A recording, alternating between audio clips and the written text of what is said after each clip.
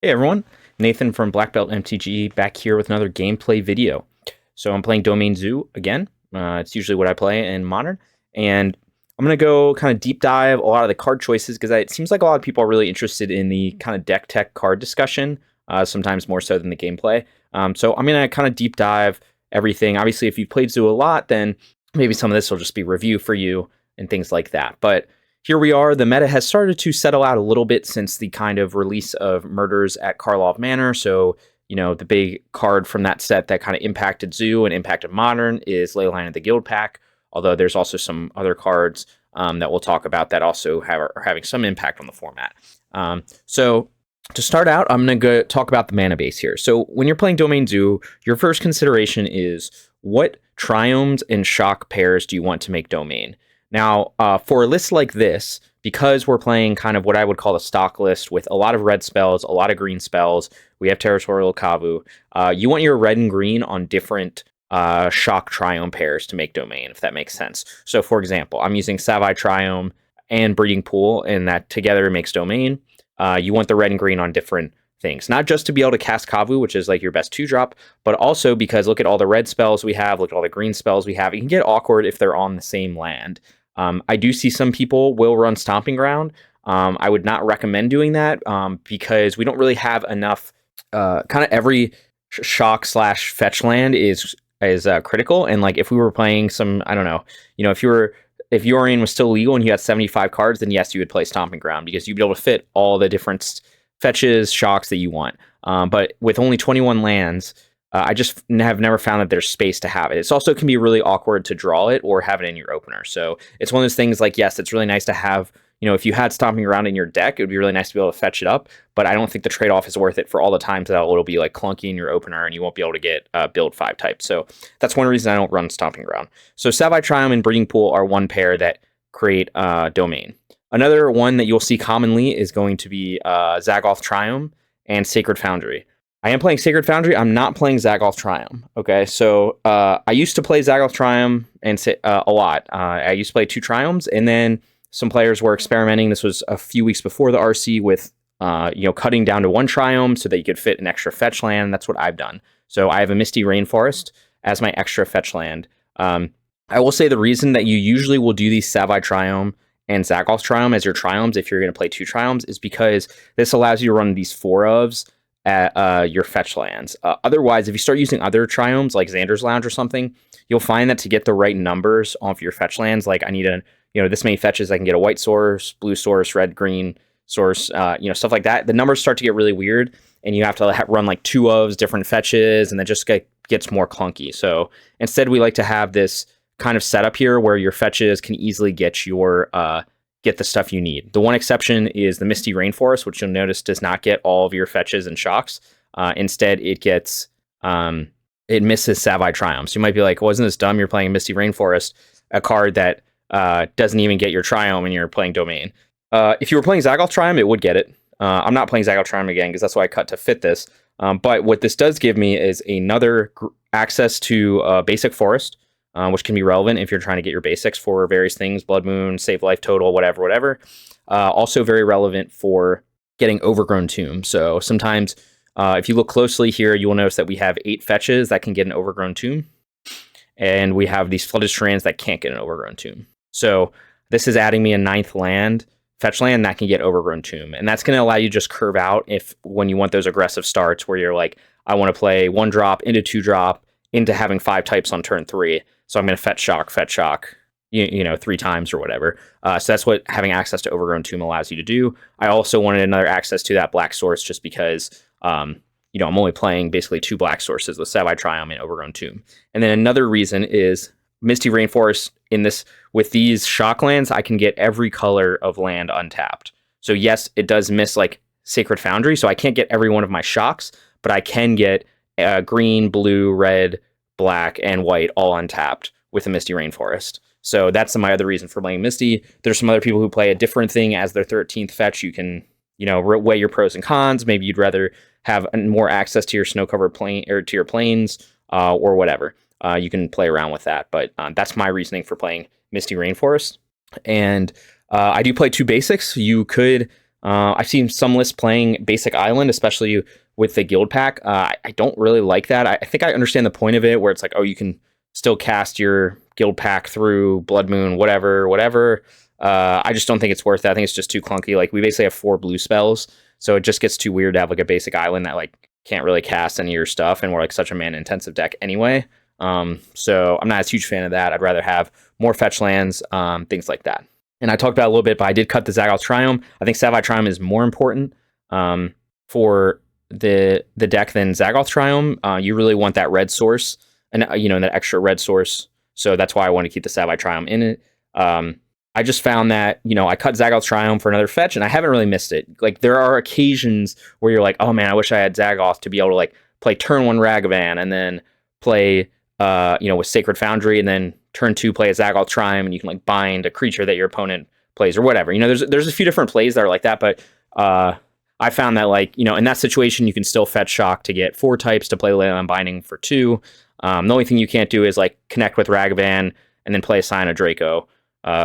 But that's like one of those situations where like I just take the L on that, because usually if you're connecting with Ragavan on turn 1 or turn 2, on turn 2, then like you're probably going to win the game anyway, because it's just going to ramp your mana. It means your opponent doesn't have removal, stuff like that. So, but I much more often what would happen is you'll open a hand and then you'd have like Triome. It would just be like clunky. You're like, man, I have a 1-drop in hand and I want to play it on turn 1, and I have a 2-drop on turn 2, but I have a Triome in my hand instead of a fetch. So now I can't curve out. So that's the reasoning there. I think you still want 1 Triome. I haven't really missed that second Triome. I know some people still play the second Triome, but that's kind of my reasoning here. And then the rest of them, the mana base is like I said, you have these fetch lands, you have the shocks and everything. So if you're just starting out with Zoo, and like you're playing a deck that looks like this, then I would recommend just using my mana base. I think the mana base is the easiest thing to mess up for a newer person already, just like with the stock mana base, that I wouldn't start trying to like optimize it or do something differently if you don't exactly, if you're new to the deck or whatever. If you've been playing a long time and you want to play around with it, then go for it. But I would recommend running this mana base. The only time stuff would change, because there are some different versions of Zoo around. If you check out Dak Fade 07, he plays like versions that are playing more black cards, versions that are playing more blue cards. In that situation, you might tweak the mana base to have prioritize that sort of stuff. Like if you're playing Grief plus Thoughtseize, then like, yeah, you're probably going to need another untapped black source. So you might need a Blood Crypt or something like that. And you're going to have to tweak the fetches for that and everything like that. But this is what I recommend for the stock thing. Some people have gone up to 22 lands. I think that can be good too. I did play 22 lands for a while. That would allow you to get basically another extra fetch land, or you can play something else if you want. But right now I'm on 21 lands, and I think it's fine. I've played around 22 versus 21. It's like very close. Obviously, the percentage change is small, but I'm not playing any 3-drops notably. So I am playing Leyline of the Guildpact, which is kind of a 4-drop, but kind of free. So, that is a consideration where, if you're trying to hardcast Leyline consistently, then yeah, maybe you do want 22 lands. But right now I'm fine with 21. And then moving on to the main deck. So if you notice, I'm only playing 3 Leyline of the Guildpact, and then the rest is like the stock 4-ofs, everything.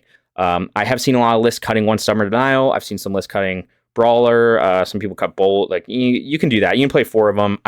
I've talked to a lot of people, who played it at the RC and stuff like that. And right now, I am kind of more inclined to play 3 of these. I want the playset of Stubborn Denial because Rhinos in the Living End is so popular right now that I don't want to cut on that. And I was playing around with cutting like Nishoba Brawler last time, but I think I just want the threats. Like Leyline of the Guildpact, the percentage change between 4 and 3 to have in your opener is legitimate. Like there's a small percentage change, but at the same time, you're going to have it less.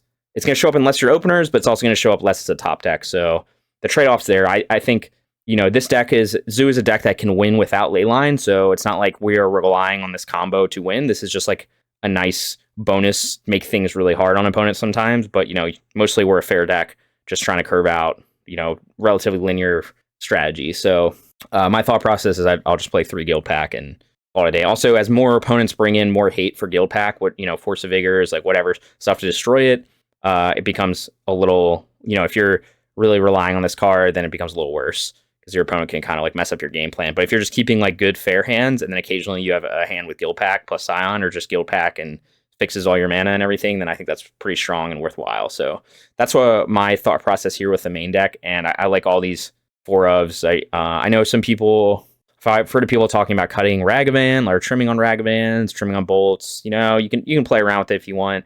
The reason I play 4 Ragavan is still because if you're on the play, turn 1 Ragavan is like the best start versus essentially any deck.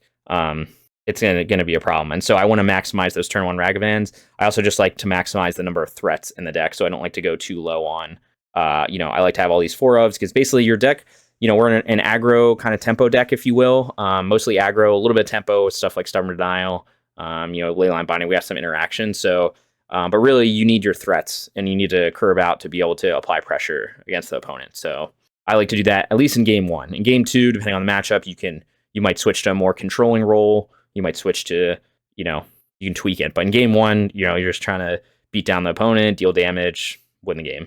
So that pretty much covers the main deck. And then moving on to the sideboard. So I was playing Chalice of the Void, if you've been following along. I do really like Chalice of the Void. The issue with Chalice is right now is there's kind of 2 issues. One is that everyone is playing a lot of, so, you know, we're playing Chalice for our Cascade decks, right? So Living End and Rhinos. But those sideboards are going to be playing a lot of stuff to kill Guildpacts, because Guildpact became like popular. So that means like a lot of Force of Vigor. You know, Rhinos is playing like Leyline Binding. You can have Beseiju. You can have all kinds of stuff to kill Guildpact. But all that stuff also kills Chalice. So that's the first issue, is like people are now stocking up on Artifact and Enchantment Hate in their sideboards, which means you're more likely to encounter it in those matchups, which means now Chalice is not as strong as it is. You know, Chalice is still strong, but your opponent can answer it more easily. And is expected, you know, it's going to board in cards to answer it, even if it's incidentally because they're trying to answer something else. But that's one reason. And also, like, you know, we're running now with Guildpact, Binding, Scion. Like, you have a lot of targets for like Force of Vigor. So that's one consideration of cutting the Chalices, is just because like there's more Artifact hate in those matchups. The other consideration is with Jegantha. So you lose Jegantha when you bring in Chalice, and that used to not be an issue against the kind of 3-colored Rhinos builds, the Teamer Rhinos. So I'm talking about the builds that are playing Tidebinder along with Flame of Nor, the builds that are not playing Guildpact. So against those, I really like Chalice of the Void, because I found that they didn't really have the cheapest way to deal with Chalice was usually like 3 mana. So you could just kind of curve out Chalice, play a 1-drop, play a 2-drop, and your opponent was in a really tough position where they could spend their turn 3 killing your Chalice, or they have to deal with the creatures on board, but they can't really do both. Now, from what I've talked to, a lot of people who've played a lot of the Rhinos matchups against the newer kind of 4-5 color build, which is playing Guildpact plus Leyline Binding, the math kind of changes on that. So now they have answers to Chalice on turn 2 with Leyline Binding, and also the games just get a lot more grindy from what from what players who have played it. The matchup a lot have said is like basically they want Jegantha again. It used to be when Rhinos was playing Fury that we did want Jegantha in that matchup, because you know, those games get really grindy. They pitch cards, you go back and forth with removal, things like that, and then you're both kind of in top deck mode, and then it's really helpful to have Jegantha. And it seems like playing against the Domain Rhinos, that's kind of the trend, at least from what the players I've talked to. I haven't played the matchup a ton, but you know, they're saying it's really grindy now. You're going back and forth. You want Jegantha again. So all that was a long way of saying you can still play Chalice for sure. It kind of remains to be seen if like what is the dominant build. I think I've checked results for Rhinos, and I've seen both. I've seen Guildpact, and I've still seen some like Teamer / you know, like 4-color versions. So we're gonna kind of have to see if like Guildpact's for real staying in Rhinos. Right now, I'm kind of planning to encounter both. So anyway, that was a long-winded way of saying we're gonna play Drannith Magistrate. So Drannith Magistrate is good, still good against Rhinos, very good against Living End. Usually they're playing less creature removal, Living End is. But this is kind of just coming in that slot that Chalice used to be in. I'm not as big of I actually like Chalice better because of the 0 mana, but I think I've just accepted that, you know, now Rhinos has so many answers to Chalice that I'm just going to bring in the Drannith Magistrate. So sometimes you'll end up with like some awkward situations maybe where you're like, man, I want to play this on turn 2, and then they subtlety it, and then they Rhinos you or whatever. I mean, it's, you know, so we'll see. But I know I've talked to a lot of players who like Drannith Magistrate a lot in both against Rhinos and Living End. I actually think Living End is a better matchup overall for Zoo. It might not feel that way if you get blown out completely by like their combo, but Living End has I've played quite a bit of Living End myself, and Living End has a problem with decks that can pressure their life total along with having like cheap permission. And that's basically what Zoo does. So like they take a lot of damage from their lands and, the street wraiths, things like that. And plus, like, we bring in a lot of cheap permission. So, like, 1 mana, disrupt their combo, things like that. I'm not playing any artifact hate. You could play any graveyard hate. You could play graveyard hate like Rest in Peace. I just don't think it's super necessary right now. I think like Murktide has fallen off a lot. Plus, we have other answers, which I'll talk about in a minute. But Drannith Magistrate, pretty good against Cascade. Another thing I'm playing is Flusterstorm. Again, for those Cascade matchups. I was off this card a little bit for a while. I was playing one of. Now I'm kind of back to it just because when I had Chalice, I liked Chalice better. But, now I'm lower on Chalice, so we're playing some Flusters. This is obviously very good against like the turn 3 Cascade spell because it can't be countered. So it can be a little more awkward late game, but sometimes you can set it up by like playing another spell to get the storm count up and then flustering something, things like that. And then moving over to kind of more Cascade / permission stuff. Actually, I'll get to that at the end. So moving over to my sideboard, Prismatic Ending. I still like this as kind of just a versatile removal spell. So this is going to come in against your Scam decks, against your Yawgmoth decks. It can come in against Amulet Titan because it can hit an Amulet. So it just comes in, against a lot of decks where you just want a little more removal. Very versatile. So I like that. Just as the 2 of kind of catch-all can be relevant a lot. And also just like random creature-based matchups, maybe where you want more removal, things like that. I'm also playing 2 Legion's End. This is primarily for Rhinos as a sweeper. You could play Engineered Explosives. You could play Hidetsugu Consumes All. You could play Ratchet Bomb, Filigree Silex, things like that. So sweepers. The reason I like Legion's End over those other options are that Legion's End is going to give you a peek at your opponent's hand, which doesn't sound that strong, but I found it to be like really relevant. And also it's a little more versatile in that I can bring in Legion's End against a deck where I just want more removal. So it's good against Yawgmoth. I like that. And you can also bring it in like, maybe you're playing against like Merfolk or something. You're like, I just need to take out these stubs and bring in more removal. And you can just bring in those cards. You take out the bad cards, bring in the good cards. Pretty straightforward. So again, it's versatile. It deals with Rhinos. Another thing, I used to play Hidetsugu Consumes All a lot. It's very good against Hammertime and like Asmo food decks, but I found those decks have fallen off a lot in popularity. There's just a lot less Hammertime right now. So I don't really see a reason to play Hidetsugu. It's also 1 more mana, which is a downside. And the other downside I've noticed is like you blow up your 1-drops, and it got to a point like enough times where, I didn't want to blow up my Nacatl and Ragavan with Hidetsugu. So I like to just have my 1-drop safe, apply pressure against Rhinos early, and that's the reason to play Legion's End. But of course, like I said, there's other sweeper options to play. All right, moving on, I'm also playing Pick Your Poison. This is a new card from Murders at Karlov Manor. I like this a lot against it's another kind of versatile card. So this is going to be very good against, should be pretty good against decks where you're just trying to like destroy artifacts and enchantments. So, against Amulet Titan should be good. Should be decent against Hammertime. Again, you can like blow up an Urza Saga for 1 mana, things like that. It's also, I think, going to be very strong against Murktide because of the sacrificing a creature with flying. So this is kind of like a nice versatile card. Also a very nice answer to Blood Moon, obviously, because you just pay 1 mana and answer the Blood Moon. As long as you have basic forest available. So that's the reason why I Pick Your Poison. I guess you can kind of think of Pick Your Poison and Tear Asunder as like the artifact enchantment hate suite. You could play other cards. So I used to play Natural State a lot. Natural State is very good against Amulet Titan because it's instant speed, 1 mana answer to Urza Saga, Amulet, or and a Dryad. So basically all their like key early game artifacts, you can answer it for 1 mana instant speed. That's very strong, but I think Pick Your Poison might be a little better just for the versatility. Another option is to play Force of Vigor. That's something that I did play for a while against Amulet Titan. I think it could get a little better with Guildpact now that you have like 3 more green cards to pitch. Although what I found is usually you were like Force of Vigoring in the early game.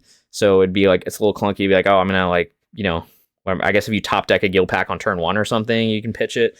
So that's the downside of Force of Vigor. The upside, of course, is like very powerful. You can get the 2 for 2, but that can often be enough to just, if you blow up a Amulet plus Urza Saga, usually you just win the game as long as you have like a creature on board applying pressure. So I haven't really decided which is overall better. I'm sticking with Pick Your Poison and Tear Asunder. These are a little more versatile. I don't know if that's actually correct to play the more versatile versus the more powerful. But I've liked Tear Asunder a lot. I think this can also come in a lot of matchups against like Yawgmoth, things like that where you want more removal against like, Tron, like just a lot of stuff where you want that instant speed exile effect. blows up one rings, things like that. This is also good against that too. So there's some overlap here where maybe it's like you don't need both of them, you only need one of these. I haven't really played Pick Your Poison a ton because it's so new, so I'm not sure. I think you play around with different stuff. I found the nice thing about Tear Asunder is like you can play it in the late game for 4 mana and you can exile anything, so that's sometimes can be relevant against like a Shieldred, Yawgmoth, things like that. But these could be Force of Vigor, they could be Wear Tear. I've even seen people play Wear Tear. The reason I stopped playing Wear Tear as much is because what I found is paying 2 mana to blow up an Amulet in the Amulet Titan matchup just was too slow. Will like lose you the game versus like a 1 mana answer to it. I know I am playing Tear Asunder, but that's also like comes in other situations too. But sometimes it'd be like, oh yeah, the difference between me like winning and losing this game is me being able to blow up their Amulet on turn 1 versus on turn 2. So that's why I moved off Wear Tear. Like sometimes, and I also found that you just never really got the 2-for-1. Like in theory, you can fuse it and it's great, but like against matchups where you're trying to do that fast, matchups where you're trying to blow stuff up, it's usually like Hammertime and Amulet Titan, and they're just too fast. So if like you wait for turn 3 to blow up 2 things, then you're already dead.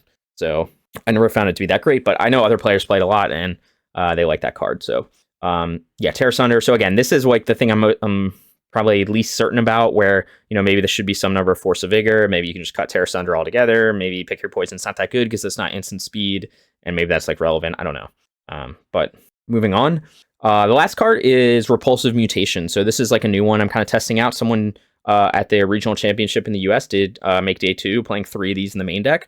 I see this primarily as a replacement for Reprieve. I think Reprieve is also very good. It's very good against like big mana decks, combo decks. Cascade, like very strong. 2 mana, draw a card, put your card back to hand. Obviously against Cascade decks, that's like really strong because you're basically just countering. It's basically, it's almost the same as hard countering plus draw a card. So that's a reason to play Reprieve for sure. One thing though is that I think Repulsive Mutation could be a bit better against decks that against maybe like Tron, which is already a kind of favorable matchup, so that's not huge, but like Amulet Titan especially, I think this card could actually be better, and it's because it's a hard counter instead of a just putting it back to hand. Because sometimes what I found would happen against specifically Amulet Titan is you could Reprieve the Titan, but like if you can't kill them that turn, then you're going to lose the game because they're just going to replay it again next turn. So that's where I got thinking about Repulsive Mutation. Now, when I first read this card, I talked about it last week. I think I kind of misread it as like what this card was actually doing. But basically, it's a 2 mana counter. Here's how I would think of it. It's like a 2 mana, kind of almost like a mana leak effect for depending on what size creature you have on board, which doesn't sound very strong. But basically, you could play this for 2 mana and you can hard counter anything as long as you have a creature on board. What's like in a typical situation, you're going to have a 2-drop on board. So even if you could just play green-blue and then your Kavu, Scion, or whatever brawler, your opponent, you're going to counter a spell unless your opponent pays like 4 mana or 5 mana in some cases. So that alone is going to just basically be a hard counter in almost all cases, especially in the matchups when you're bringing it in, where like again, Reprieve would be good. So I think it'd be very good. I think this could be better than Reprieve against like Yawgmoth specifically and against Amulet Titan, where to just be able to counter that Yawgmoth, counter Shieldred, counter Grist, counter Chord of Calling. That's like pretty powerful. And again, it also has a kind of attached to it is the pump spell. So, you could cast this for 3 mana or 4 mana or more. And if you want to, you can pump one of your creatures. I think of that as kind of a bonus.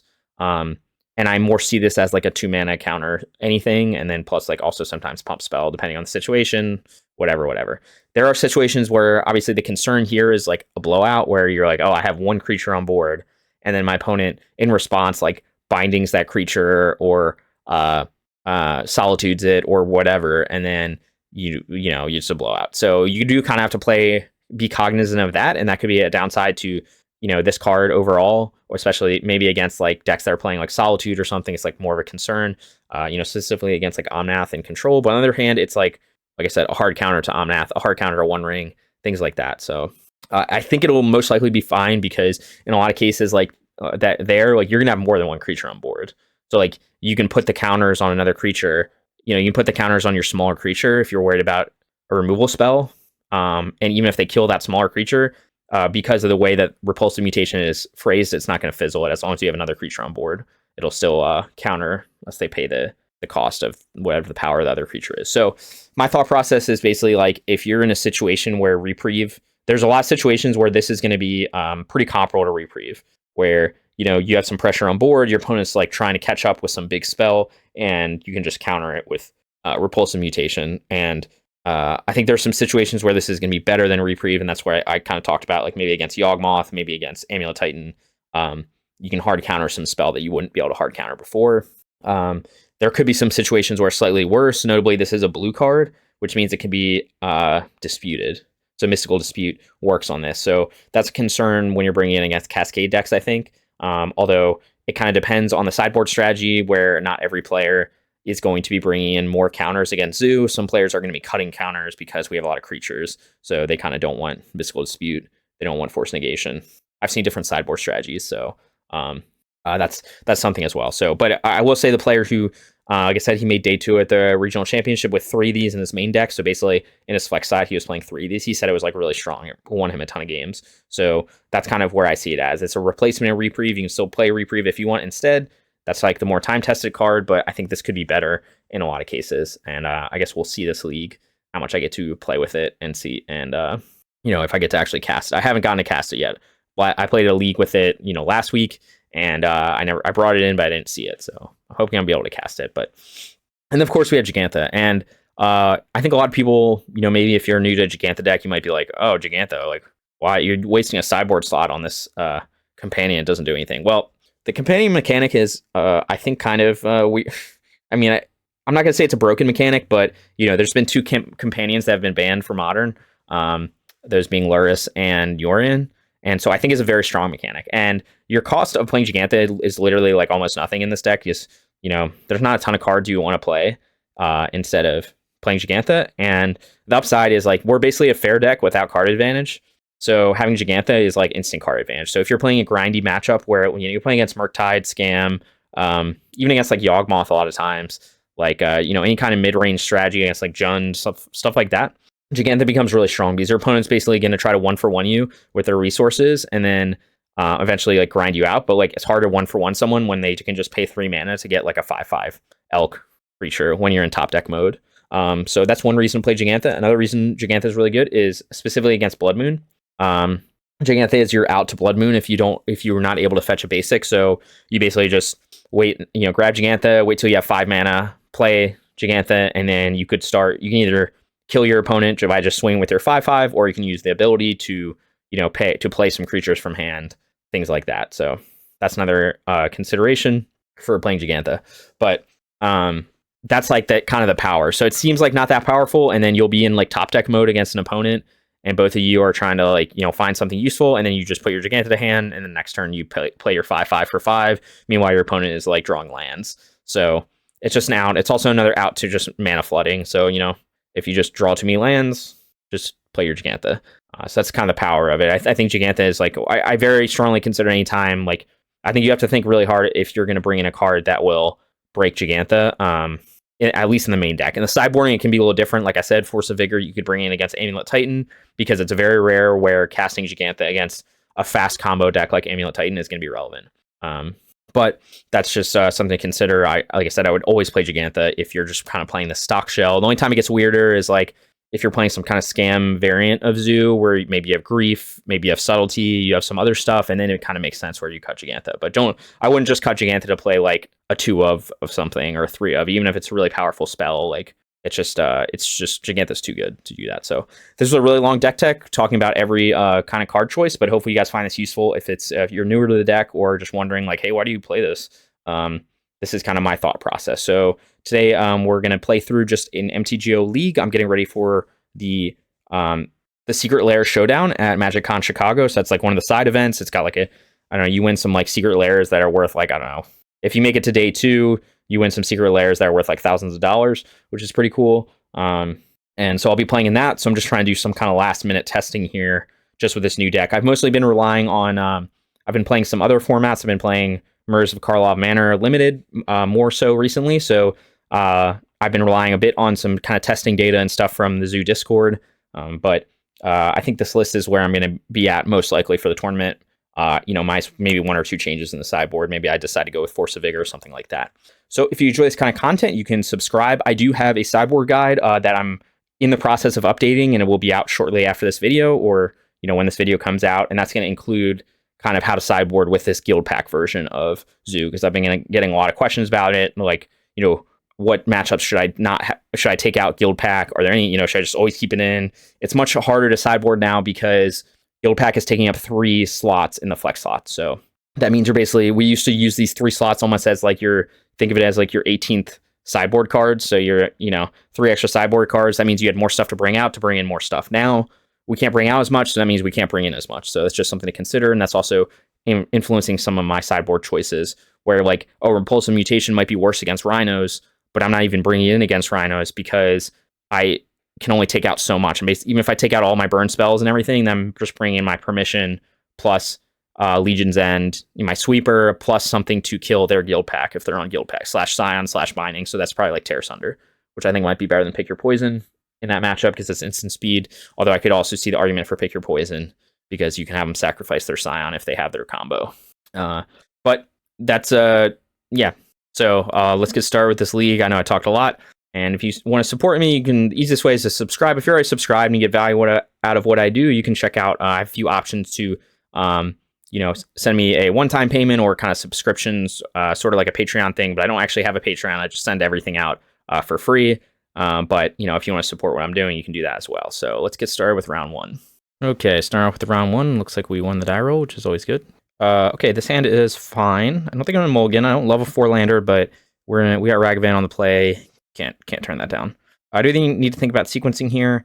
Let's see. We could start off with going Steam Vents. There's a chance my opponent will wait until my upkeep to try to bolt the Ragavan, and then I can use my stub. You'd be surprised how often that works. We could use the Misty because sometimes it's like the last land. Can be an awkward land. We could also use the Flooded Strand. I think we'll just go Flooded Strand, Steam Vents, try something like that, and then we'll play a Ragavan. We'll see what our matchup is here. All right, my opponent played a basic mountain and bolted my Ragavan.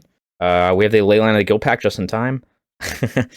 So my opponent could be on a few different options here. My opponent could be on Burn to play a basic mountain.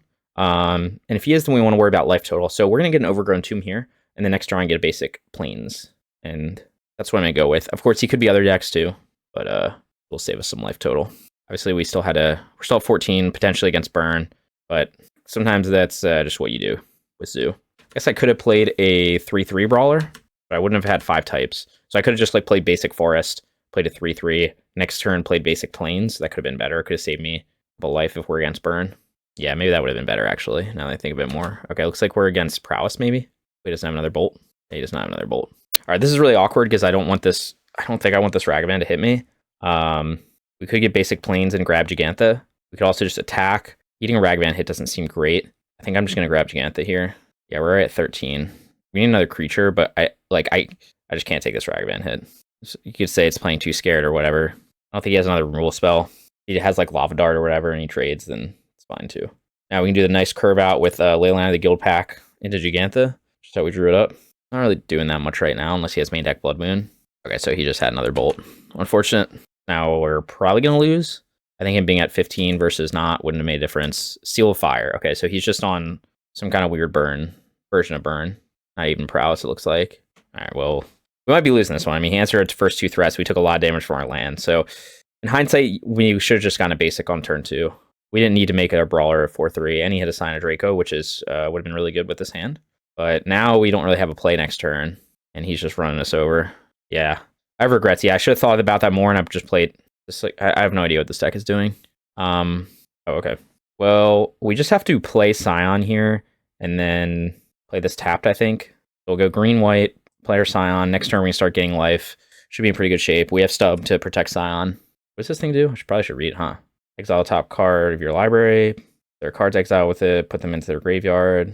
Oh, this is like the whatever deck. Yeah, we're gonna have to stub this because I can't let him get the combo going. I don't think he has another removal spell for Scion. He used 2 bolts plus the Seal of Fire. Could be wrong. I mean, he's gonna attack with his DRC, and I'm gonna block it. I guess if he kills my Scion, I basically lose, but a cool little combo here. So this is like the Seismic whatever deck, Seismic Assault. So he exiled something. He's got 1 card in hand. I'm gonna block his DRC. Actually, I could just block the monkey here. I guess he could have another Seal of Fire. I think that's unlikely though. I want him to hit something off my deck. Another monkey, sure. Okay. That's pretty strong actually because now we have another blocker. I should probably tap correctly, huh? What do I need to do here? White, red, blue, green. Everyone's favorite card. I tap correctly for it. Now we start gaining life. He has a way to kill Scion. And then we'll play our Nacatl, which also will have everything. All right, let's see if the Hardcast Guildpact can save us. He can still do damage, Valkut, Explosion, but he's got one card in hand. All right, my opponent conceded. So the old Hardcast Guildpact. So again, we could have played that a little tighter. We could have gotten the Forest, turn 2, saved us 1 point of life. And yeah, so that was a little sloppy play, but the power of this did it, so cool. And obviously it would have just gotten worse for him because I would just play Jegantha the following turn. So we got lucky to top deck Leyline into Scion when he exiled a Scion, but it is what it is. Okay, so against this deck, we don't have any artifact hate, so that's always exciting. Or sorry, any graveyard hate, so it's exciting to play against a deck like this. What do we want then? For poison, I could destroy his whatever the Valkut thing is. Mutation, I don't think he's playing like big spells. I don't even know what's bad here. Prismatic Ending's probably good to kill his early creatures. He's probably bringing in Blood Moon, so pick your poison can be good. Also deal with DRC. I don't know if I need Tear Asunder. What's not as good, huh? He's got Bolt, so probably trim on Brawlers. I don't like everything else, but maybe on the draw, Ragavan's less good. Maybe a couple Tribal Flames. It's a little slow. Binding. I'm going to try trimming a couple Tribal Flames. I don't know if that's right. Again, I haven't played against my opponent's deck that much. I think it's the Seismic Assault, but he seems to be on like kind of a burn version with like Seal of Fire, so I don't really know. You could argue do different stuff. I just want to keep my threats in. Maybe Ragavan's worse on the draw because of his own Ragavans and everything. Okay. This is a fair hand, but like this hand kind of crumbles to turn 1 Ragavan. I could try to mulligan. Some people say they like to mulligan more. I think I will mulligan this with Leyline in the deck. Okay. I think this hand's okay. I mean, I don't know. Get rid of a binding probably. All right. Well, this is indeed a hand for the ages. Indeed a hand for the ages. I do have some opening hand actions. Or my opponent's probably just gonna fucking rage quit as soon as I do this. So if he plays his Ragavan so I can bind it. Oh, no Ragavan, that's weird. Suspicious for sure. We probably want to get a Forest here, I guess, huh? Try and think of what he could play on turn 2. That would be an issue. We'll just play Foothills. I don't want to play tapped because he might play a threat that I want to bind. I assume he has answers to Leyline, but I'm also kind of concerned what his hand is. He probably has Ren 6, I guess. You gotta Beseiju, the Leyline. Ren 6 plus Beseiju. That would be good. It gets the Commercial District. Also just bind Ren 6, which I might. Flame Slash, sure. It looks like he's gonna play Ren 6. I might actually bind the Ren 6. His deck enables a lot. Is that like if he has Beseiju in hand and can get it back, then that's like huge for me. But I guess he could Beseiju Ren 6. I could ignore Ren. I don't think it's right to ignore Ren against this deck. I think I'm gonna get a Forest here. That's not what I wanted to do. I don't do that. Okay. Maybe it's wrong to just bind Ren and should just play Scion, but it enables too much of his deck. Alright, we're doing the thing, I guess. I'm trying to think if it makes a difference which one of these I play. Not really. Playing some good fair magic here. Probably not doing anything crazy. We have our basic in case he goes Blood Moon. Alright, let's see. He could have Beseiju. He could Beseiju the binding, then get the Beseiju back, but then he still has to deal with the Scion getting in. And I have another Scion. I don't think he's playing Force of Vigor. I don't think he has enough green cards for it. See what he's got here. I'm assuming some kind of hate. Alright. Alright, then it's probably over. You're wrong. I mean, I'm just going to play second Scion. Oh man, I could even... No, I can't bolt his Goyf. Alright, that's fine. Alright. Let's see. Do I want to hold up? No, I think I'm going to just shock to hold up Bolt. I don't know. I guess I don't really know what I would need to do that for. But, I don't know. Maybe I don't need to do that. Let's see what he does with this board state. I feel like I'm in a pretty good spot. Could be wrong. You can Beseiju something. I guess if he Beseiju is supposed to get the land back, now I can kill Ren. Right? Maybe I can't kill Ren. No, I can't kill Ren then. Well, I may kill it with my Scions. I mean, I don't know. I could lose this game, I guess. But I'm feeling like it's pretty hard at this point. You're wrong. Okay, there's his Ren. Sure. You have Beseiju? Even if you have Beseiju, it's still not amazing for him. It's just going to get a Foothills back. Okay, sure. Sure. I could bolt this Ragavan. I don't think there's a reason to. He could, let's see, like Beseiju the Leyline before attacks. Nah, I'm good. All right, now I'm really good. I'm not going to kill this Ren. I'm going to kill my opponent. I'm at 27. My opponent's at 5. Here he goes with this one. I have Stub up to protect myself. Play my Brawler. Well, obviously the combo is good when you have it. My opponent's scooping into this. Unless it's just a lag. Yeah, okay. I mean, not much magic there. I guess that's the power of putting this combo into my deck and just getting it.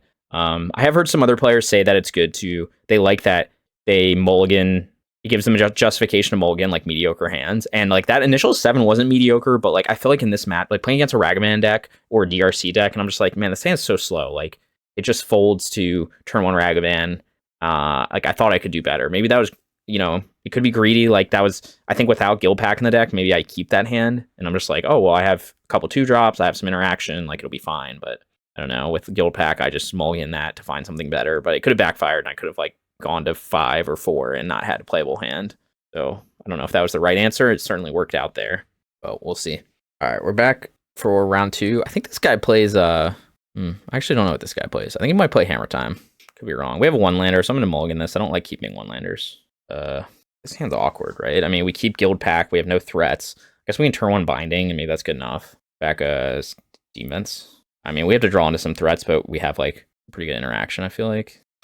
This hand's not great. Maybe I wouldn't have kept this without Guildpact. Okay, it looks like he's on Hammer. Okay. All right, so he's not gonna Blood Moon me, so I'm actually gonna get. Does he have an answer to this main deck? I don't even know if he does. I'm gonna get a Triome here though. Creature. All right, not ideal. Okay, Urza Saga, that's a good one. Yeah, maybe I shouldn't have kept this hand that does literally nothing. Okay. So we're probably just gonna bind it, I guess. Pay the tax. Maybe he's gonna get Cauldra. It's the Hammer, which means he can equip it next turn, but I can counter it, but maybe he can pay for the counter. So I have to decide if I'm going to use the binding now. I don't know. I haven't played Hammer that much. I think this guy's really good. I'm just gonna bind the Stoneforge now. Maybe not the correct play. Yes, I will pay 1. All right, I need like a threat or something. I don't know. Maybe I don't even need to bind the Stoneforge Mystic, although he could have the permission spells and stuff. Or like a creature to play. That'd be sweet. That is a land. He has a lot of cards in hand. I could just kill the Sentinel now. I don't think that's that good though, because then he can just make tokens. I could grab Jegantha. I don't think that's that good either though. Ugh. Guess just wait. I mean, I'm kind of flooding out. Kept a hand with no creatures in it. Guess this is what I get, huh? Because you just make big tokens now, and like I've done nothing. At turn 3, I've done nothing, so just lose to that. If he gives me something that I can stub, it's unlikely. He probably just wants to make a token here. Like a creature, please. Yeah, he's just gonna make a token. Doesn't even attack. What does that mean? He's afraid to dash Ragavan. Yes, but he could make the token. Yeah. Well, like we're just never gonna get anything useful here. Okay, this is fine. I think we have to save this binding for he could have a permission spell. I could try to save this for. So my options are I can bind something now. He probably just gets Shadow Spear, honestly. I don't know, he might just be going wide here. I mean, I've done nothing, so this is kind of the downside, I guess, of keeping this hand and just like thinking you'll draw creatures and then you don't. So maybe I just need to aggressive or mulligan more aggressively. He's just gonna get Shadow Spear. Okay. I guess I could have binded something in response to that. I don't know much to do here. Yeah, he's obviously just slow rolling everything, but I have no pressure, so he can. Oh, I could have just stubbed that. That would have been smart, huh? Yep, I punted there. I mean, it doesn't matter. I've drawn 4 lands, or 3 lands as my top decks. I guess we're just playing defense mode. This isn't a way to win a game of Magic, but yeah, I should have stubbed that last turn, that Hammer. I think he clearly has a Paladin in hand. Maybe I should have thinned more. I don't know. I mean, we're like out of cards. Yeah, I definitely should have stubbed that last turn. That was bad. That Hammer. But he can just get another Hammer here, so I don't know. I guess he can just play Paladin and then equip and take a bunch of damage. So I could have gotten rid of this Hammer, but he would just, I mean, he's just gonna make more tokens. So I'm not winning this by never drawing a creature. It's not really much of a game, huh? But maybe I shouldn't have kept that. Maybe it was just too high roll of a keep. And like so I could have stubbed this and then he wouldn't have been able to done this play, but he would have been able to just go wide anyway. But that's that was a huge punt, obviously. I mean, now we're just gonna lose. Yeah, I just was going too fast and I didn't think to just like, that was stupid. He would have just got another one the next turn though. At some point we will see creatures, I think.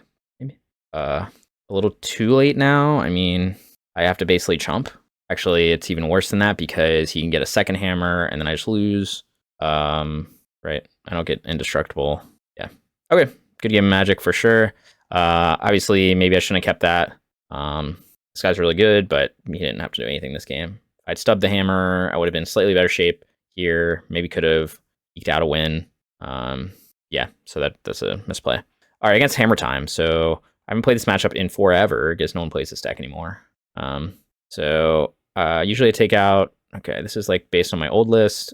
Taking out 2 Ragavans, 2 Tribal Flames. We're going to see what we can bring in. So definitely want this stuff. Probably want this stuff, like more removal and whatnot. And then cut Cut what exactly?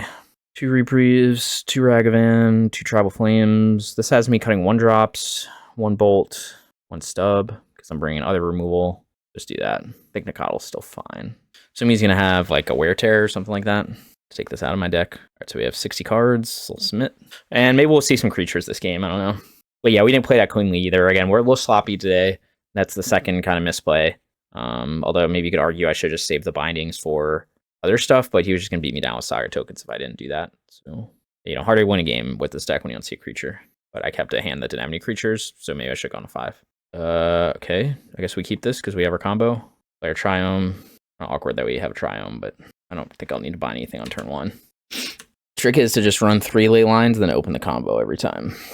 Works 100% of the time, all the time. I'm assuming he has an answer for this. Let's see, what is... I mean, we're just jamming here. Just jamming. Tear is 1 mana. Okay, so he didn't have it. I can kill his Stoneforge on turn 2. Although I would like another land to get a something. Okay, what's he playing now? Yep. So if I get another land, then I think we probably are just gonna win. Oh, Cryptic Coat. Okay, this is his strategy. Pretty cool strategy. So he can cast it next turn even if he doesn't kill Stoneforge Mystic. So he's gonna try to race me. I think he's gonna have a bad time.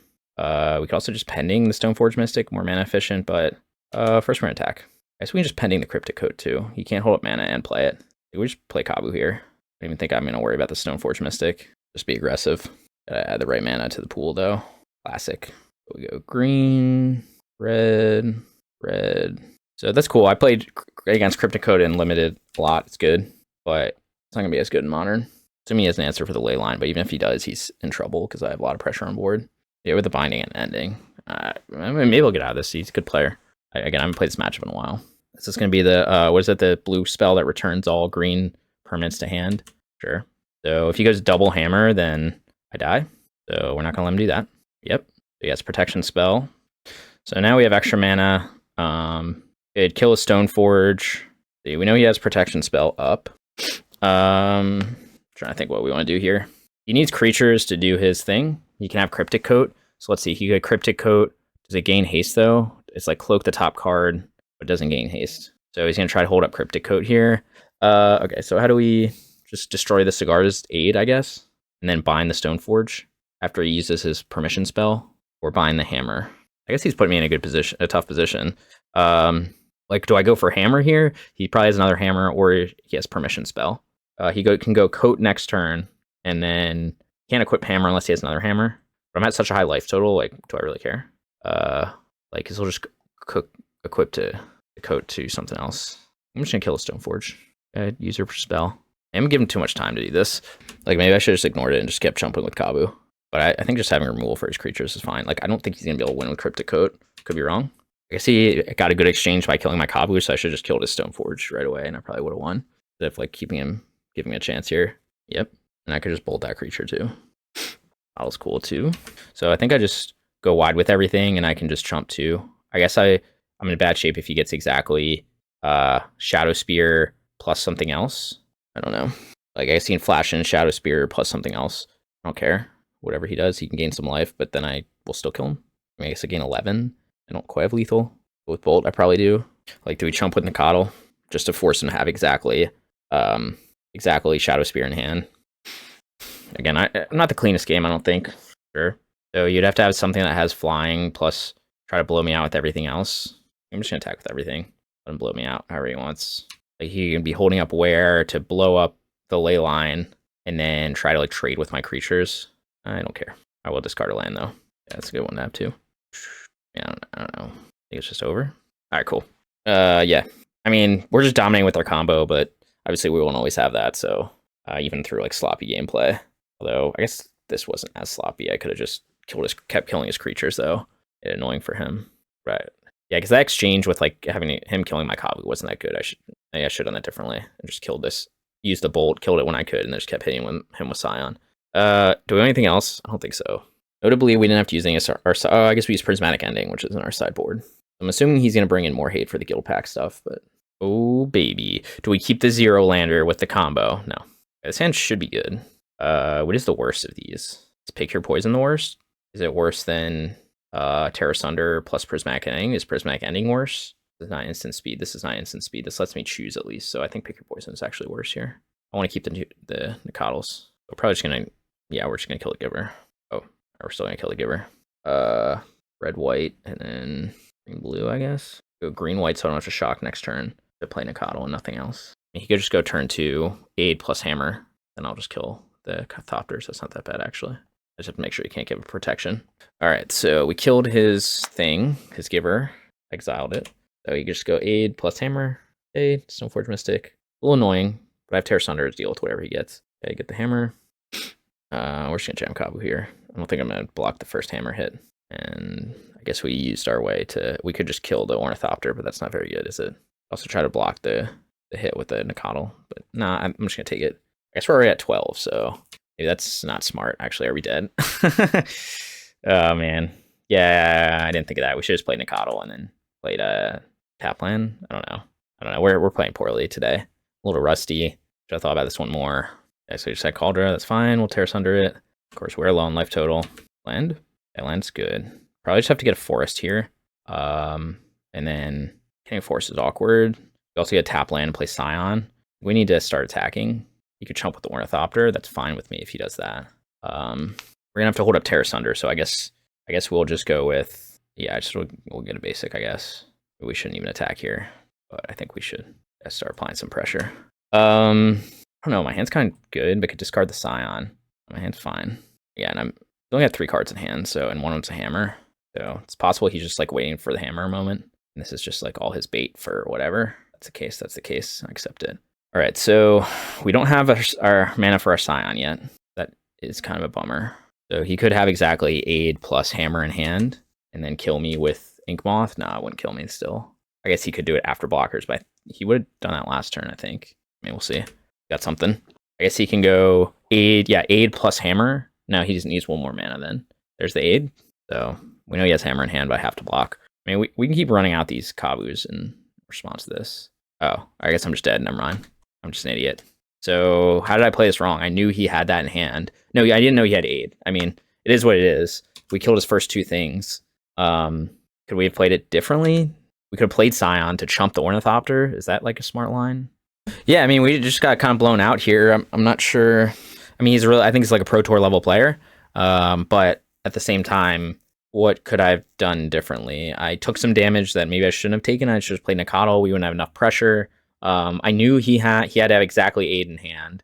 But I mean, I used 2 pieces of removal on his early stuff. Maybe don't kill the, save Tear Asunder for the actual aid or something like that. I don't know. He had to have exactly that in hand, and he did. So I don't know. Put in the comments what you thought I should have done. I think game 1? I don't know. That it's just kind of like hammer doing hammer things. Like I guess Force of Vigor would have helped there if it was in my sideboard. I thought a decent hand, but it just felt like I was so far behind because just being on the draw against hammer is the thing. And he had turn 1, 2 creatures, turn 2, Stoneforge Mystic, turn 3, hammer plus, turn 3 Cauldra. What was that, turn 4? I think that's a pretty good hand for him. Maybe I'm wrong. I guess he didn't have Saga, but like he had Cauldra naturally in hand, grabbed the hammer, had the, everything for the win. So I'm sure there was ways I could have played that better. Again, that's not a matchup I played in months. So it's a deck that's fallen off a lot. Like, not to say it's not good, but certainly, like, if I go to a tournament, I'm not expecting... I play Hammertime, like, maybe once in, like, 10 rounds, but not even that. Whereas I'm going to play Rhinos and Living End, like, a million times. So, but I should still beat it. It's just, I guess I have less sweepers. I mean, I guess we keep this and then just, like, hope that we're on the draw. So we'll draw into something, sure. Hope my opponent doesn't have an answer for this. Uh-oh, they're playing green. Not fair. Means they have like main deck Haywire Might. Yeah, we have all our basics in hand, so I guess we just play this tap. Alright, so they can have Beseiju. They can have stuff. They can have discard, I guess, but they would use it for turn 1. Oh man, Underground Mortuary. It's probably just Yawgmoth. Which means like they can chord for hate. First, our hand's like pretty bad. Maybe this is just like Guildpact just forces me to keep bad hands because like that's what happened in game 1 too. Alright, let's see what he goes. Wall Roots here. Yep. Okay, second Scion. Very strong. Very strong indeed. Yeah, just see all your Scions. I don't understand why people say that Zoo is hard. I mean, eventually he's going to tutor up an answer to this, but it might not be in time for me to just dunk on him with my 2 Scions. Or at least get far enough ahead that it doesn't matter. Plays Beseiju. What the fuck, dude? Main deck, okay, that's his strategy. Why would he play Boseiju? I don't understand. He must have another Boseiju, or is he going to cord for something next turn? All right, whatever you do, man. Whatever you want to do. So we can actually kill his Shieldred. Do we really care about it, though? I don't know, not really. I mean, this puts us at risk if he has something to... He has another Boseiju in hand, kills the Leyline, and then I block my Scion. And risk. Probably a risk I'm willing to take, honestly. Sure. He attacks here, I'm going to kill him. I think he's going to try to cord for something. Actually, I don't need to block shit. Again, we're assuming he's going to cord here. All right. I could dash Ragavan. I think he's going to blow this up this turn.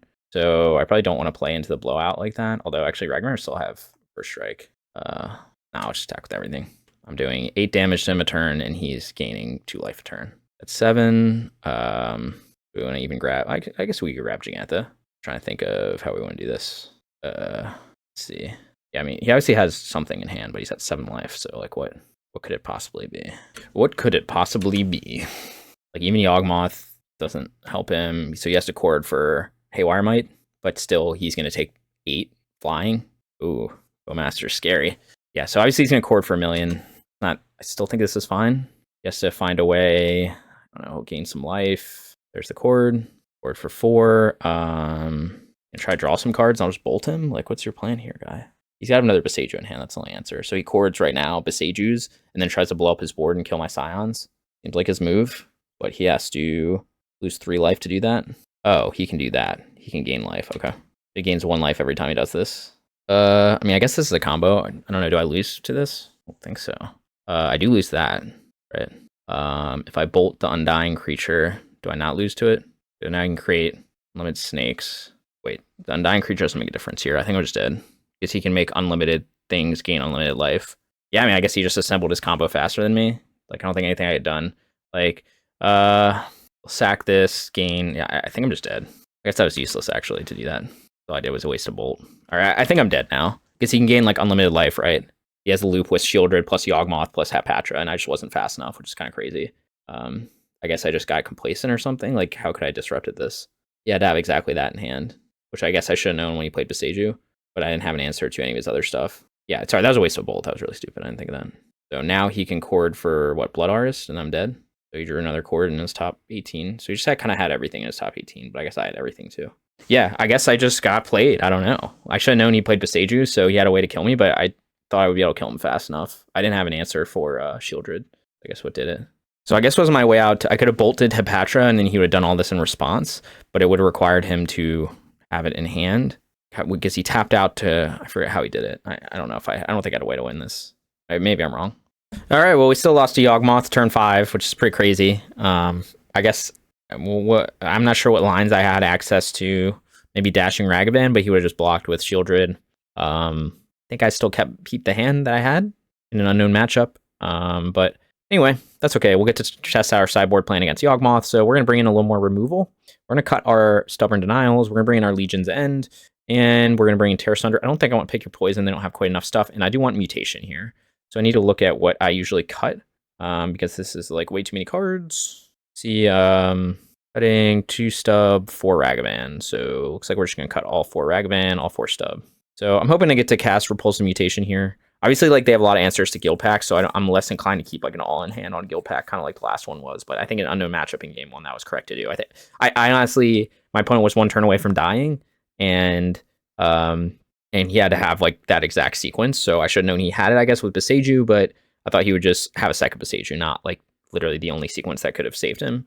But, you know, put in the comments, maybe I just played it wrong and I'm just an idiot. Just didn't expect that. This hand is so bad. I think I have to mulligan this. Like, I don't want to keep a creatureless hand, even though it has Guildpact. This hand's not very good either, but okay, I think we'll keep this. Notably, I can't play turn 2 Scion with this hand. This is really awkward. Put back the basic planes. Another fetch land, I can play turn 2 Scion, but then I have to get Savai Triome, and then I'll never have a blue source. So it's probably safer to play the Sacred Foundry tapped. Really, we could play this in case he plays Halfling. Yeah, I mean, I'm assuming he's just going to not play Halfling into clear bolt. Do whatever he wants. Yeah, maybe I should have kept that first hand. I don't know. I just don't like keeping hands without threats, but I do board out some threats, like with Ragavan. So, oh my god, why do you play Young Wolf and not... whatever, it's fine. Oh man, I don't have Zagoth Triome in my deck. I could bind the Young Wolf. It's not like the worst play. Not doing much else this turn.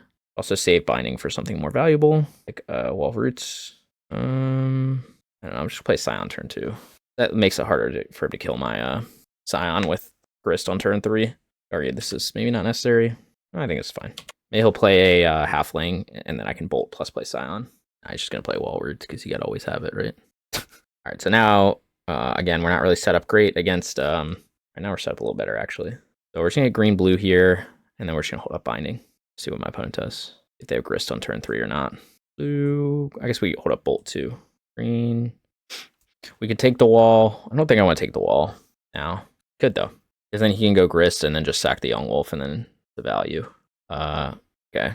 So I could Bolt the Young Wolf now, and I could Bolt the Wall of Roots now. He's gonna draw 2 from Young Wolf. Or I just Bolt the Young Wolf. Bolt the Young Wolf, he can still draw 2 by sacking his board. If I Bolt this, he draws 1. I guess it's better to Bolt the wall, right? I mean, he can put 2 counters on this no matter what. Right, he could also, if I Bolt this, he could sack his Young Wolf, we'll get 1 counter, he could sack his wall, get 2 counters. I'll just Bolt the wall here. I don't know. It's close. So he can draw 2 cards and put 2 counters on my Scion. Whereas if I bolted the Young Wolf, then he could draw, yeah, okay. I mean, I don't know. I think this is fine. We attacked his early creatures. That's usually what you want to do. I have an answer for him, but I'm inclined to just use the Tribal Flames here on Yawg, and then save the Binding / Tear Asunder for other stuff. Our mana's a little awkward to do that, but he has a lot of ways to kill things. I guess this puts in the graveyard, but I don't know. I think this is fine.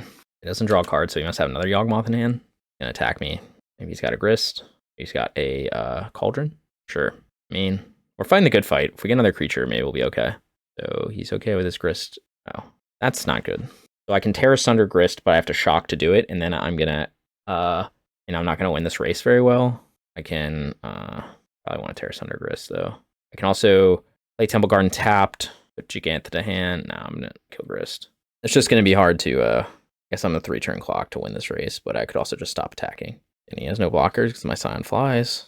I don't know. Maybe I was just too loose to like I shocked for no reason, but I thought he had Halfling, so I could have played that more cleanly maybe. But did I have a turn 2 play? If I drew another thing, I think we're gonna go with this line, and eventually I'm assuming we're gonna draw a creature. This also stops any shenanigans with use target non-land permanent, green, black. I don't know. We're not in a great spot. Maybe obviously there's a lot of decisions here. I think saving this Binding is better, but I could have saved 2 life. But this is like more kind of mana efficient, although I had to Shock to do it. Now you can just kind of try to race me. That's probably what he's going to do. Sure. I would like a large creature, please. I would like a large creature, please. I would like you not to just have a Yawgmoth in hand. Okay. Sure. Now you draw a bunch of cards. Problem is, like, even if I kill this Yawgmoth, he can still...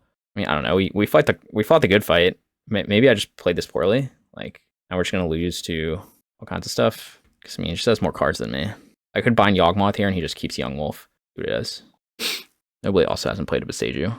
Concerning. So you can just get his Yawgmoth back, maybe. You could argue not to attack here, but I think I was supposed to be attacking. And then we'll put Jegantha to hand, and then go from here. He didn't sack the Yawgmoth, or the Young Wolf, so he must have something else in hand. Of course, he's drawn a lot of cards, but I don't know, like Shieldred, I guess, would be bad. Be hard to beat at this point in the game. Yeah. Play one of their red-whites, another red source. I guess you could do like red-blue. I guess I could also, if they're in World, I play something that's not Jegantha here, and I could try to, I think I'll just get this tapped. Go to 5, play the Jegantha. When I was thinking, yeah, maybe we were, I don't know, we played too scared. I think we're just trying to kill his creatures. I mean, that's going to be a problem because now he can just, okay, he's just going to have another chord. He's going to get his 3rd Yawgmoth of the game. Oh, 3. So another Grist. Interesting. Rex Sage to get Yawgmoth back. Okay. I mean, okay. And he's at 8 life, so his life total is not high. So this like paying 1 life to draw cards. He can kill my Scion, but he has to wipe his board to do it. Go to 5. Yeah, I mean, I don't know. We're just kind of losing kind of the way it's going, you know. We might be playing poorly, or might be drawing poorly. I guess we sided in a lot of removal, and we saw a removal, so but my opponent just kind of kept coming at me, and it's hard to deal with the 3rd Yawgmoth.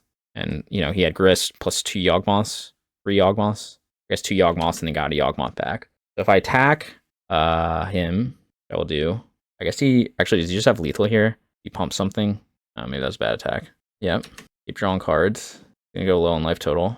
You're right, you can shrink it to 1/1, sure. So I mean, you can kill it next turn, but he's got to sack stuff. At 5 life. I don't know. I might be playing poorly. I feel like I'm just like playing sloppy. So is what it is. Opponent has like full cards in hand, so we're probably just dead here. Although he's dead to top deck Tribal Flames. But like, did we play this incorrectly? Maybe. I mean, what did we waste spells on? We tried to apply some pressure. We took a lot of damage from our lands. We just kind of didn't have much gas. We only had 1 creature, so we couldn't apply enough pressure. But we did mulligan a hand that I think had no creatures in it. So you know, that's something. Plays a Beseju, which is, I think he just did that. Am I just dead now? Right now I'm dead. And you have another chord? Jesus, dude. I guess he drew a lot of cards, so I shouldn't complain. Yeah, so he just has this combo again. How am I supposed to beat this deck? All right, we're 1-2, which is not very good. But you know, we got hosed by Yawgmoth. I don't know. I'd have to relook at that matchup. Maybe I just boarded out too many threats. I don't think so. We just boarded out Ragavans, which aren't that great against a Bowmaster deck.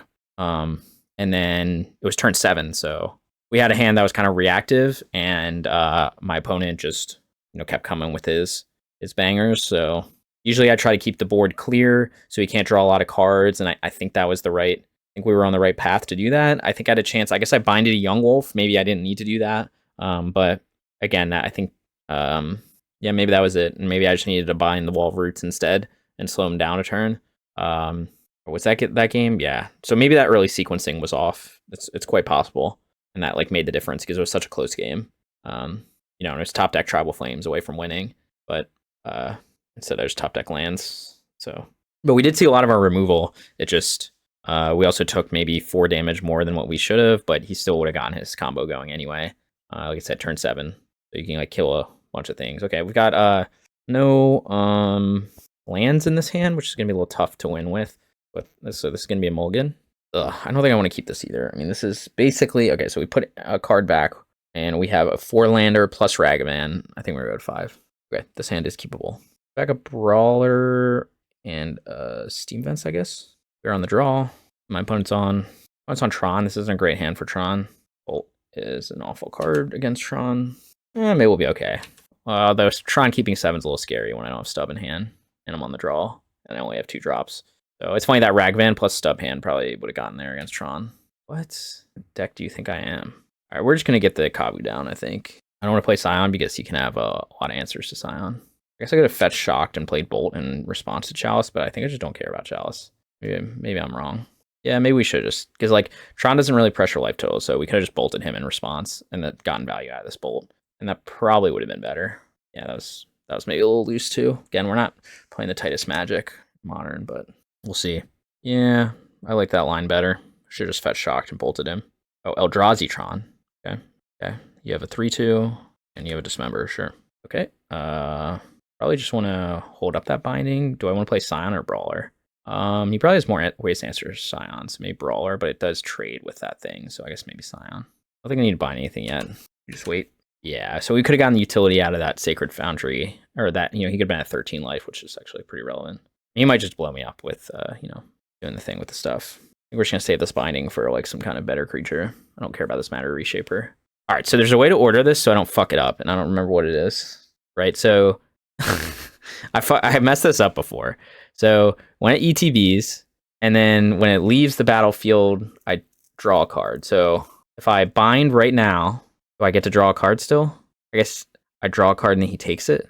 Bro, I don't know what the fuck I'm doing. I messed this up before. Maybe I should just not do this. I feel like this was the exact situation where I messed this up. So he draws a card, and then he can discard a card. Discard Kavu, I guess. So it ends up being I guess a 2-for-1 still. But it would have been 2-for-1 no matter what. But he would have just taken binding, and I wouldn't have been able to deal with it, and he would have some kind of clock. We're 1 mana short of doing the thing with the stuff, but we'll just attack. Yeah, I wish I'd used that bolt. That was really bad, actually. That was bad. He would have had 9 life, like he'd be basically about to die. Regrets. A lot of little miscues today that I think lost us percentage points, although, again, some of it was maybe I'm just keeping loose hands. That's definitely a card in play in Magic the Gathering. Now we just need a land. Not a land, but we're just going to go... Oh, we can't dash because the Chalice on board. Do we want to trade here? No, we don't want to trade. We'll just put Jegantha in hand. Yeah, imagine if he was at 9 life right now. He'd be basically dead next turn. Do you have another Dismember? Okay. So again, he would be at 5 life right now. He'd be in Tribal Flames range if we had played this better. Looking for a land. And my opponent plays Gemstone Caverns, doing something big. Arn, getting something. Doesn't have Tron yet. Getting 1 ring maybe. Yeah, I mean, we're probably going to lose this game. I mean, especially, I'm going to feel so bad if I top deck a Tribal Flames, then we literally lost when we didn't need to. Their binding would be good. Would be lethal if I was smarter. Oh. He blew up his own Chalice. Doesn't he know what's in my hand? He wants me to Bolt, Matter, Reshaper, dash Ragavan. We'll go to 1. Not dead. Kind of annoying. So I guess we'll Bolt first. Also Bolt Face, dash Ragavan. Goes to 5. By Bolt Face and dash Ragavan, I force him to trade with the Brawler. And then otherwise I can keep my Brawler alive and my Ragavan alive. We're just going to kill this. Also just kill Karn. There's no cards in hand. Am I supposed to just kill Karn? Okay, so can you cast this? So it's each card type among cards in your graveyard. So yeah, it's 1, 2, 3 types. So it'll cost 10. And then yeah, it's 1, 2, 3, 4, 5, 6. Plus he can get a Tron land. But then he can put map in his graveyard. No, he already has an artifact in the graveyard. If I put Karn in the graveyard though, then what happens? So if I put Karn in the graveyard, he has 1, 2, 3, 4 types. 5 types, right? Because a creature. Right, so creature, artifact, instant, planeswalker, creature, artifact, instant, planeswalker. 4 types, so it'll cost 9 mana. He cracks this. He has 7, 8, 9, 10. So he doesn't have enough to cast Emrakul either way. But 1 Emrakul versus, I don't know. We're literally losing this game, I suppose, because he's going to take an Emrakul and keep Karn alive. I was thinking about this for a second. Oh, actually, never mind. I'll exile it off the top of his deck with Ragavan. Sweet. Okay. Go Steam Vents. So what we can do is, right, because he has to -2 to reveal an artifact card. So what we should do is go white, red, dash Ragavan. Wait, did he put it? Oh, is this in his hand? Oh, actually, it's in his hand, isn't it? Yeah, fuck. Or we're just fucked. We're just fucked no matter what. All right, I think we just attack all at face and then have him spend his turn doing whatever stuff he's going to do. I guess he could get Sundering Titan, exile Tower. I don't know, maybe we're just dead. Maybe we played this wrong. Sorry, I thought this one was top of his deck and not exiled. So now he can play this, or he can go Sundering Titan. I guess, right, because he crack a land. I don't know if he has enough for, I guess Sundering Titan's only 8. I guess he does. I don't know. Yeah, I could have done 5 to Karn, and then but he would be at a higher life total, and then he's still always going to play Emrakul, right? All right, I mean, we might still die, although we can kill him with top deck Bolt. Actually, he's in kind of awkward position because, right, he could dash rat. He can't kill both my creatures. So he's only at 1 life. He just gets 1 ring. That'd be annoying. Just to time walk me for a turn, but then like kill Karn.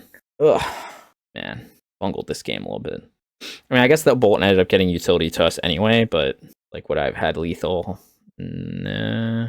He would have been at, I still wouldn't have had lethal. Well, I guess did I miss out on point of damage? Oh wait, am I an idiot? If I dash Ragavan, attack with Brawler, he could trade with Brawler, take 2 + 4. I might have missed out on a point of damage. I might have just had lethal and just fucked it up, right? Because I could have just dashed. Why am I such an idiot? I could just dash Ragavan and give him the chance to block. Like he trades with Ragavan, could take 5, and I could bolt him. Yeah, that was. Why did I do that? Because I think I had lethal, right? Because he is at 8 life. I just hit 7 to him. He's at 8 life, so he either blocks Ragavan. Oh man, I'm so bad at this game. Fuck. He either blocks Ragavan, takes 5, bolt, or he blocks Brawler, takes 3 + 2 is 5, and then bolt. So I literally had lethal and I just fucked it up. Oh my god, what an idiot. Alright, I'm fucking dumb. Usually I don't miss lethal that bad. I like to think of myself not missing lethal, but I don't know. I guess I'm just rusty with this deck or something. I don't know why my math was so fucked up. I literally just need to dash Ragavan and I would have won this game. So that is sad. I wonder if my opponent realized I missed lethal. Probably. Because I wasn't thinking of Brawler having trample. So I paid 3 damage to do something that when he could only prevent 2 damage with his blocking. So that lost me the game because he's at 1 life. Ugh, what an idiot. I don't know why I'm playing so poorly. We're going to concede and we're just going to play better. I don't even know how to fucking sideboard against Eldrazi Tron. I guess it's not that different than regular Tron. He has less artifacts, but Bolt seems okay, I guess. I mean, it's usually bad against Tron. I want like Tear Asunder. I guess Mutation's good too. Still cut a couple bolts. I don't even know if I need Tear Asunder, honestly. I just want to cast Repulsive Mutation. Okay, we are back for game 2. Let's play better and not throw the game. This hand's good. Just got an aggressive hand.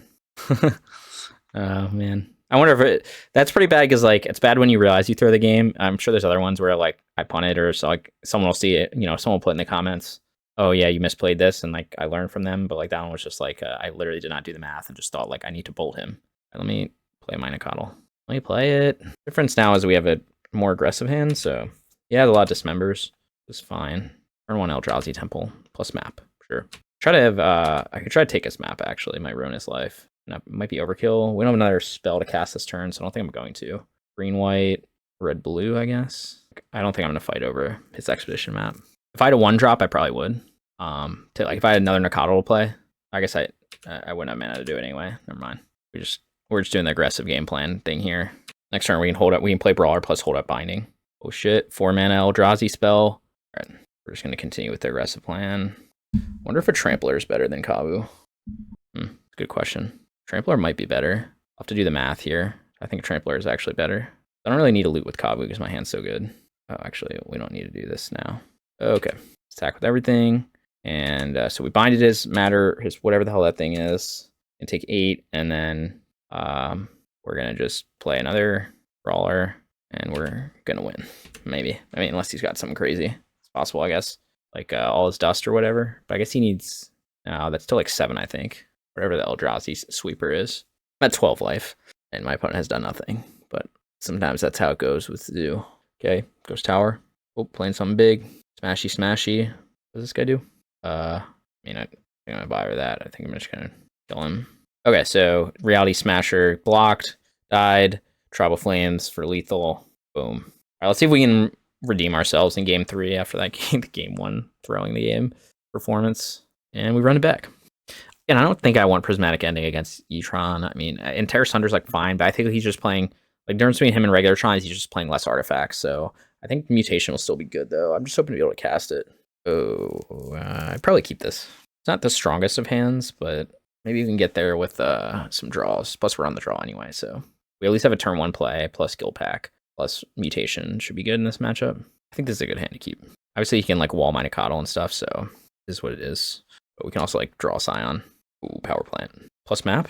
No map. Trying to think of what land we want to play right here. Does it really matter? Play forest. I think it really matters. Nacatl go. So hopefully he just is gonna play. He's just gonna like try to get his 3rd Tron land with map, and then I can just like counter whatever the hell he does on turn 3. Be pretty sweet. Although we still don't have a lot of pressure, but this might be a game where Repulsive Mutation works. Yeah, this looks like what he's gonna do. Which I'm excited to do the thing here. Oh, well now what do we do? We could play Scion. He's gonna get Tron. He's gonna probably exile the Guildpact maybe. Maybe he just gets Karn. Can I actually counter Karn though? So I can make Nacatl 4/4. I don't know. I think it's better to hold up the counter here. But I guess we're not applying a ton of pressure. It's better to hold up the counter. This. Yeah, I don't know. I'm gonna try. I just want to cast Mutation. I'm not gonna play Scion here. Although I could see that the appeal of doing it, but I'm just like scared that he's just gonna do something crazy here. But maybe I shouldn't be scared and just do the Scion combo and like have the fast clock and everything. I should have done it first because I would have gained 3 life, obviously, but I don't know. I think I just want to counter his big spell he's going to cast here. Because, like, I guess, like, he could have all his dust, but does that destroy all creatures? I don't know. I just want to see what he does here. Although, I guess if he goes 5 mana, if he plays Ring or Karn, but what the fuck? Okay, actually, that's fine. That's really what he's doing with his Tron mana. Maybe he just saw I was holding up mana and just why did I do this? Do I care about this at all? Like, should I just hold up Mutation? Actually, I am. Am I really gonna hard counter a Matter Reshaper? I mean, he could double block. I don't know. Maybe I'm being an idiot. Just wanted to cast it. I guess he could have Dismember in hand, and then it would blow me out. I don't know. This was bad. I should have just played Scion. I forgot Tron is stupid. I think we're not gonna use Mutation for this shit. Yeah, I should have though. It's just awkward now. Just awkward. Okay. I could. Yeah, I don't know. I think I'm gonna sequence this. I'm gonna play his face down. Face down. I'm gonna play his tapped. So I can do first strike. I will kill one of them, and then he'll trade with the Nacatl. But he's gonna draw 2 cards from that. So I don't think I'm gonna bother. I don't know. I think I'm like fucking. I think I should just jam Scion turn 2. Should have known that like his deck is Tron and not regular Tron, where like he's not gonna play a bomb. But now he might, because maybe he just thought I was holding up a counter. He play like 1 ring or something. That's not that scary actually. mean, he's gonna give me a shot to just hold this up. So now I feel really good holding up Repulsive Mutation. So I'll be able to play Brawler plus hold up Mutation. I guess he has 3 mana. I mean, you could have another Tron land, play something else. E-Temple, okay. Another Matter Reshaper, sure. Are you gonna start attacking? Gain a bunch of life, kill your things? No, okay. All right, so now what we want to do is play Brawler, and then we're just gonna wait. Ugh. Okay, again, I'm kind of still learning with Guildpact what the best sequencing is, whatever. And also, like, E-Tron's not a common matchup. We could very well lose this game. We just plays a bomb and I can counter it. But right now, I can counter something for 5 mana. Or, you know, as long as he doesn't have 5 mana to pay. But he has a lot of mana up. Not that much. Karn, so he has 3, 5. Is he, like, playing around this fucking card? 6, okay, that's fine. So what's he planning on getting? He's got to be something like blows up all my shit. I wonder if I want to give him the chance to actually trade, or do I just want to attack with Scion? All right, so now we got him. So we go green, blue, sun. So this is where it would be better than Reprieve, I guess, in theory. The reason I'm doing it like this is because I don't want to put it on Scion. I don't know, I guess he needs like multiple cards. So I could just attack for 4 and kill Karn. Oh, I could just kill him though. All right, man, I guess that's another option. All right, sweet, we just did it. We did the thing. I guess he has to, like, he can't really chump anyway. I guess he could, no, he can't have Dismember because reasons. Maybe he'll block in a way that I don't kill him, but then I can still kill Karn. Okay, there's trample damage. Okay. So I think he's dead anyway. Could be wrong. See what we got here. Okay, there's first strike combat damage. So he's at 9, and then we'll double Travel Flames him. So, yeah, not a clean game either. I'm not happy with my playing so far, but sometimes you just get carried by the power of the deck, like double Travel Flames. I think with Guildpact, you probably get carried a lot more than you used to. I'm trying to think if he has a Beseju here, if he gets me. I have 4 types right now. He can. I can also fetch, just in case he had, like if he Besejus in response, it doesn't matter at this point. He could blow this up, but then I get another 3 types. I guess I can be safe. I could get red-white. No, I can't get red-white. I can get red-blue. There's some mana for Beseju, but anything's possible, huh? I'm really just slow rolling this. Red, blue, and then what, green something. I guess I just play a land actually. All right, sorry, I'm being dumb. My opponent's probably just like so pissed I'm just slow rolling this whole thing. Oh, he's gonna dismember me. He's got something I don't know about. All right, cool. All right, we got there against E-Tron. Very sloppy play today, but that's okay. Power of the deck carries us sometimes. Last round here. Let's see if we can get a 3-2. Not very glamorous, but also not my cleanest playing against that Hammertime. And 1 lander. I wish this had 2 lands. This is a really good hand. We keep this. It's really awkward, but I think this is better than going. I don't know. This hand's fucking awkward. Actually, we have binding. We're fine. We're against Rhinos. No Jegantha, so we're probably against Rhinos. He has turn 2 Scion. I guess I have to. I guess I can still. Either way, I can still play Nacatl here. Lush Portico. Lush Portico. Okay. So we have 1 threat. We do have a bunch of stubs to stop Rhinos. See if he has the Scion. Scion will be kind of annoying. Green, blue. Yes. Nacatl go. Also subtlety me, that'd be really annoying. No subtlety. I mean, I'm assuming he's on Rhinos. He could be on something else. I guess Rhinos plays white now. Oh, very impressive. Okay, so I have to decide if I want to, if I bind right now and he has, he's on his turn, so he can't have force negation. Okay. Okay. I guess I could have upkeep binded this. Maybe that would have been better, actually. Yeah, because then he couldn't have played Scion. Yeah, that would have, I didn't think that through. That would have been much better, actually. Because I just let him resolve Scion for no fucking reason. And that's a good one to have, but I can't really play it right now. I'm such an idiot. Why didn't I just do this in upkeep? That was so stupid. If I'd done an upkeep, he wouldn't have been able to play Scion, and that would have been a really good position. The misplays today are killing me. Because now he can just get Rhinos, so I have to hold this up, but I can't really... This Plains is killing me, too. Like, he can just attack for 4 every turn, so he doesn't need to do anything, so I think I need to play Kavu. I'm such an idiot. I wish I was not making so many mistakes here. But you live and learn. We're playing against... again, I haven't played against these decks a lot. We'll see if the sideboard plan is good. I think I just threw this game, though. Because now they can just... Unless he doesn't have Rhinos. I mean, he just had Scion plus Guildpact and not turn 3 Rhinos. Nope, he's got it. I think he has Force Negation, too. Okay, now we're in good shape. Okay, race is on. I played that land first because I might have to... Uh-oh, I can't even double stub here. I guess I just lose. I'm going to lose anyway if I don't attack, so... I am not going to discard a stub. The reason you do this is if he has... I guess he has Force Negation in hand, too. And I realize I don't have double blue source with this Windswept Heath. Sure. Again, he must have Force Negation too, in which case he just had a good hand, but a cool Crashing Footfalls art. Okay, no Force Negation.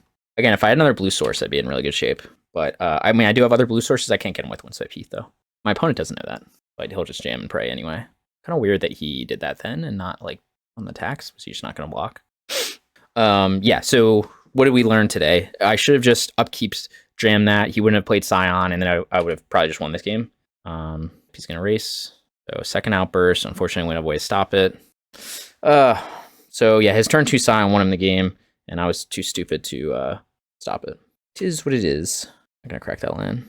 Okay, what does Bolt change? Can double block. Can kill both his Rhinos. If he just doesn't block at all, he's dead. I could try to get rid of this stub here. I think we just attack with everything. So we're attacking with everything. See if how he blocks here. He doesn't block at all. He's dead, but I doubt he will not block at all. Okay, so we will bolt his Rhino and trade. Okay, so we could still win this. I guess not. I mean, he's still can. I'm on a 2-turn clock. He's not, but I can draw something else like my own Scion or removal spell or Trouble Flames. He's trying to get his Guildpact back. Okay, race is on. He looks at things here. He looks. Guildpact doesn't do it. Yeah. So we would have won this game for sure. I think if I just binded an upkeep. And, you know, I didn't think of like letting him play cast Scion. How bad that is. But you know, first time playing this matchup, so that's not gonna do it. Play. Now he's gonna know I have nothing in hand. There's no point in bluffing it. Okay. So what did we learn? Well, we learned that if you misplay, you lose in Magic the Gathering. But also, we had to try out our new sideboarding, which I'm excited for. So sorry if you guys are like used to me playing really tight. I'm trying some different stuff here, and like I've been playing a lot more for a different format, and now I feel like my playing has suffered in Modern. But maybe it's just because, like I said, these are matchups that I haven't played that much before because I haven't played against a lot of Guildpact decks. So what is the new plan against Rhinos? So I've talked to some other players, and they just take out all the burn spells. We keep Guildpact in, and especially against this version of Rhinos where they are on this package. So let's get our Drannith Magistrates. I do want Tear Asunder. I think you are between Tear Asunder, pick your poison. I want Tear Asunder. I get threats back as well, and then we want our Legions in, and we're gonna submit this. So this is the plan here. We'll see. Some players have said, "Hey, I'm gonna cut Ragavan." I don't know if I love that. Well, I like having the 1-drops for the early pressure, but maybe you could cut a couple. But it's like I could bring in Mutation, but they have, I don't know. We're bringing a lot of cards already. I think it's fine. So we'll see. Plus, we have Jegantha still, so that's exciting. And, turn 1 Ragavan, turn 2 Magistrate. I guess if they have this Guildpact, then I'm fucked. But I don't know. I'm inclined to keep this. Hey, it's not that good. No Guildpact, please. No Guildpact, please. I feel like I'm going to get blown up. Okay, Mulligan to 6. Mulligan's to 5. Okay, all right. This could work. So I think we'll just go Steam Vents turn 1 with the Ragavan. All right, cool. We're in business. And then maybe we draw into more action. Did we go Subtlety? No subtlety. All right, so maybe we'll draw into something that's not a land. I think the turn 1 on the play, Ragavan plus Magistrate's pretty good, but we'll see if Magistrate can carry us or not. Shocks. What the hell is this? Dismember? Oh, okay. Easier Dismember, yes. So he probably doesn't have a binding. Okay, I also have nothing though.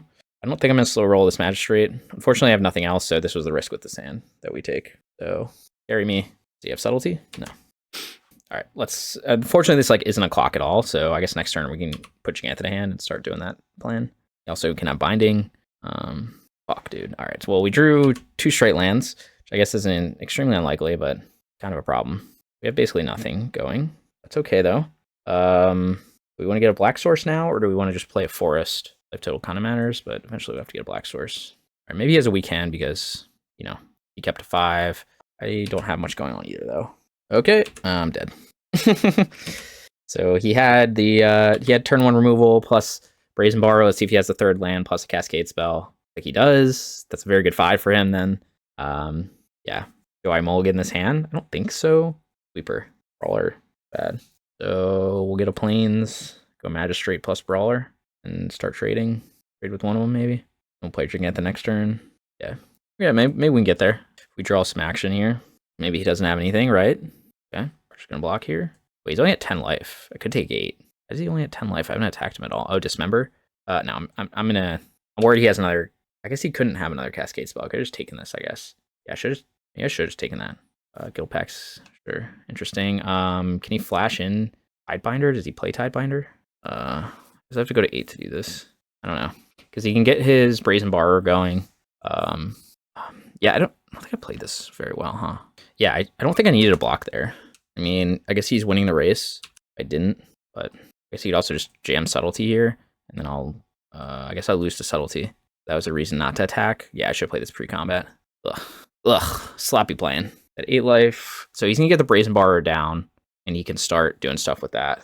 Yep, Surveil, and then play the Bard. Does this have Flash? I think it does. He's got to play this right now, right? Oh, why would you not play that right now? To get a 3/1 that flies and start attacking? Confusing. Okay. I think my opponent just didn't see that line, or did he not have the right mana for it? I think he had the right mana.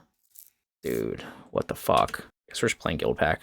He's just not afraid to bolt. Okay, so he has a force in hand. Green, black, red. Let's do undo. I gotta tap correctly, huh? Is this so? I'm trying to think of how to do this. So white, green, and then you need red. Wait, I can just do forest for this. Why am I fucking with this? All right, use your force negation. No. Okay, I mean, I guess I can still die. I'm surprised he didn't block there. I guess he can block next turn, but I could add bolt and just killed him. But he must have force negation in hand, and he didn't want to force the ley line. He has Scion plus Guildpact. I don't know. Okay, so is he just gonna go Rhinos now? Still dies to bolt. Again, maybe he just forgot about his Brazen Bar. We both played this game really poorly. Yeah, I mean, I deserve to lose. Like I said, I would have won this game if I just binded the Scion in upkeep. I guess he could have binded my binding, but then he can't play Scion that turn anyway. So, he's at least using mana to do it. Makes sense to do this pre-combat in case it didn't resolve. So let's see if I can get bailed out by a top deck burn spell, but I think he has Force Negation plus blue card in hand. Or Scion, I guess, will also bail me out. Bail me out, Scion. Bail me out. Okay, that easy sometimes. I mean, I could still lose this game, but it's like it'll be easier now at least. Can I attack here? I have Vigilance, so yes. I have First Strike. You can try to trade his basically entire board for this. I'll gain 5 life. Okay, so he's trying to trade. I fucking put this thing in the front? All right, was this a bad attack? Am I forced to chump now? I don't know. Maybe this was a bad attack, actually. Yeah, I guess I'm forced to chump right now. Actually, no, not. Because I can block Shardless. But he could fire his own Shardless, but I'm dead anyway. I could have not attacked. I don't think I'm in a much better position. I had to gain 5 life there. Again, my opponent... we deserve to lose this one anyway. We misplayed. Although my opponent just forgot about his Brazen Borrower. He's got some kind of something. Okay, cycle. Good sign for me. Is he looking for dead? I guess he can't target Scion though. Just block a Rhino token. You could bind the ley line in response, and my thing dies. Alternatively, if he binds the ley line in response, Force of Vigor on the ley line, still doesn't kill me. What the doing? I have no idea what's going on. Is he playing a Murktide? Oh, he's gonna. Yeah. So is he gonna find out that he can't chump with Brazen Borrower? I don't know. I don't know what he's gonna do. I don't know what my opponent's doing. Okay, now it's gonna make it harder for whatever my opponent's trying to do. I don't know. I think my opponent threw this game. Oh, what's this? Yeah. Oh, okay. So it can block, but I'm gonna gain a bunch of life.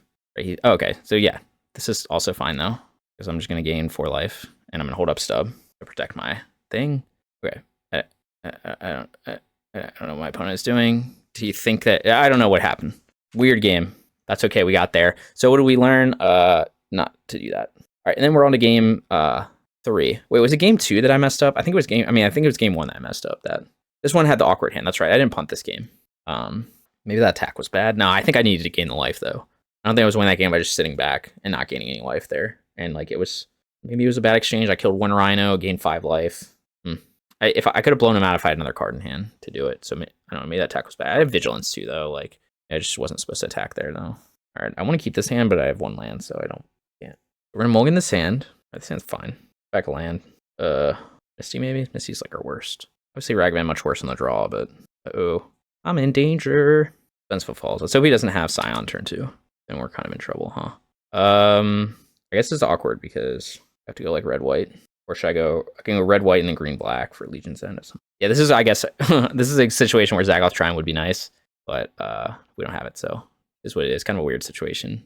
I'm still gonna play Ragavan turn 1. I think that's correct. I just have to hope he doesn't have Scion in hand. If he does have Scion, then we're kind of fucked. I mean, I guess I could just bind the binding or the Guildpact, but Legion's End could come in handy. Looks like he just has Scion. Maybe fire. Or just fire. Okay. Now we're kind of in an awkward position because we can't really do much. Okay. Now we can do something. I think it's better to do this than to try to bind right now. He clearly doesn't have... He might not even have a Cascade spell. And if he does, he does. I accept my fate. I'm going to get green-black because of Legion's End in hand. And we'll play our threat. A lot of damage, but that's how it goes. He takes a lot of damage too. Cast. Like to cast, please. we get third land, we'd be in pretty good shape. Again, we have this Legion's End if he just goes off. It's not ideal though because it's not instant speed. The downsides, I suppose, of it, or suspend Rhinos specifically. But I guess they'll still have Summoning Sickness, so it'll be fine. Right now, we're kind of in trouble though if he just goes Rhinos here. All right, so we'll probably just have to Legion's End them right now, and he has other Rhinos coming off suspend in like 2 turns. Okay, and let's hope his last card is not blue card plus Force. Probably boards out Force though. Force of Vigor, Leyline Binding, sure. So he can bind my thing. We need to get blue here, so I guess we'll just get blue tapped, save life. But we know he has, what was it, Force of Vigor plus something else? Leyline Binding, okay. We want to get green-blue with this hand. We just need a blue source, so either, I guess blue-red. No, I'm not going to pay 2 life. You're going to take 5, though. Opponent's at 11. I think I still have 2 turns left. At least come off suspend. Maybe I'm wrong. Maybe it's this. Yeah, we're good. We good. Okay, let's see if he just wants to bind the Brawler. 1 unknown card. It's kind of annoying knowing that he has Force of Vigor in his hand, but this is what it is. Oh, he's gonna attack me. Okay, Major, another Cascade spell. Or he's just relying on his binding. Oh, he's gonna just rely on his binding. Okay. I could dash Ragavan, make his life awkward. Is that better than playing Scion into a Force of Vigor? Actually, I think this is right. I guess it's gonna get a little awkward, but we'll see. I guess you go Fire here, but 2. So if his last card's green card plus Force, then yes, I would like to choose this. So do you have green card in hand? You don't. Okay. You have Fire too? Oh, okay. So he drew a Boseiju. Yes, I will use the ability. All right. I mean, I guess that was the risk I ran, but it wouldn't have been any better with Force of Vigor. I mean, I guess, I don't know. Now you can hard cast Force of Vigor and kill 2 Scions. Like, would I have a better option? I don't really feel like it. Like, I guess he blew me out with exactly that, but what would the alternative been? Oh, wait, I should have shocked that in. I could have played Scion. That was stupid. I forgot I'm going to get the treasure from Ragavan. That was really bad. Actually, I might lose me the game. Oh my god, I'm an idiot. Shit. Dude, I'm playing so poorly today. Sorry, everyone watching. Yeah, that might lose me the game. Because, like, yes, he could hard cast. If he draws a land, he could hard cast Force of Vigor, but I had the Scion swinging for 4. Like, he'll get Rhinos this turn. But now I'm just, like, dead to a lot of things. Because he can just, like, blow me out with... Ugh, that was so bad. He would be at 5 life right now. Or sorry, he would go to 5 life next turn. All right, so we know he has Force of Vigor, so this is like awkward though because now I have to like double block the Rhino. I guess I can actually play everything out and then just hope he doesn't draw land. All right, yeah, not ideal. All right, so we have to hope he doesn't play. Yeah, it is what it is. I obviously would have been in better shape with it. I would have swung for 5 this turn and then played 2 blockers he'd be at 5 life. That'd be close to killing him. Man, sloppy game. I wasn't thinking that I'd get the treasure from Ragavan, so I didn't think I could just play Scion. Pretty bad. Really bad. So I lose if he plays a land. Or if he gets a land. If he doesn't top deck a land or a green card, I guess I lose. I don't lose a green card. Ugh. Poorly played. So he would be at 5 life. So now he's going to go to... I don't know, he's going to thin... Yeah, so he would be at 4 life right now. So basically, like, he'd be dead to a lot of things. It's a Surveil. Yeah. It's all right. I played really sloppily. Like I said, I deserved to lose. I would have won game 1, and then this one, it would have been close. I mean, it's a really close game. We had 2 looks of land. Do you keep it on top? I might be fucked. Do your worst. Yeah, looks like no green card or land. What did he just do? Oh, he played his own Scion. That's what it was. Okay, so now we just lose. We would have lost anyway. He just top deck better than us. This is what it is. Yeah, cool. Magic. Okay. Well, again, I think we would have won the game 1 if we had just played better. So fine. What do I think overall? I mean, I don't know. It feels weird. It feels like Guildpact did really change the format a lot and change the how this deck feels. So I'm still learning with it. And I don't know if Pick Your Poison is actually good. I thought Mutation looked decent there. Yeah, we'll see. I think I have to get a better feel for like what hands to keep with Guildpact and what matchups it's really good and then what matchups it's mid in, because like now it just seems like everyone's prepared for it. So anyway, hope you guys enjoy this content. I'll see you guys next time. Thanks for watching.